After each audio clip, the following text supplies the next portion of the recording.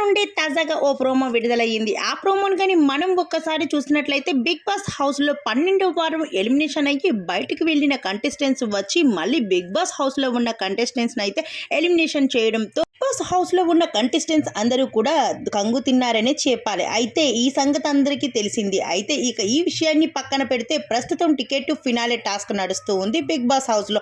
ఇక ఇందులో భాగంగా ఫస్ట్ లెవెల్ టాస్క్ అయితే ఇచ్చారు బిగ్ బాస్. ఆ టాస్క్ ఇలా ముగిసిందో లేదో అప్పుడు హౌస్లో ఉన్న కంటెస్టెంట్స్ అందరినీ కూడా మరోసారి మరో టాస్క్ సెకండ్ లెవెల్ టాస్క్ అంటూ బిగ్ బాస్ అయితే రచ్చపెట్టేశాడు. అయితే హౌస్లో ఉన్న కంటెస్టెంట్స్ అందరూ కూడా బిగ్ బాస్ హౌస్లోని ఏ గార్డెన్ ఏరియాలో నిల్చోమని చెప్పారు. అలానే కొన్ని ప్రాపర్టీస్ని కూడా అరేంజ్ చేయడం జరిగింది బిగ్ బాస్.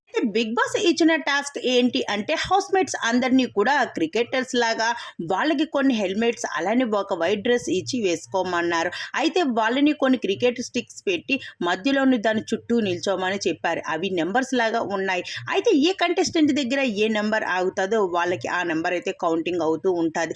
ఆని తర్వాత మరి ఉన్న గేమ్ని తను చెప్తానని బిగ్ బాస్ అయితే షాక్ ఇస్తూ చెప్పుకొచ్చేసారు. మరి దీంట్లోనైతే నిఖిల్ విజయం సాధించాడా అన్నట్టు ఒక టాక్ అయితే వస్తుంది. మరి అది ఇంతవరకు నిజం అన్నది మనం చూసేద్దాం నెక్స్ట్ వీడియోలో.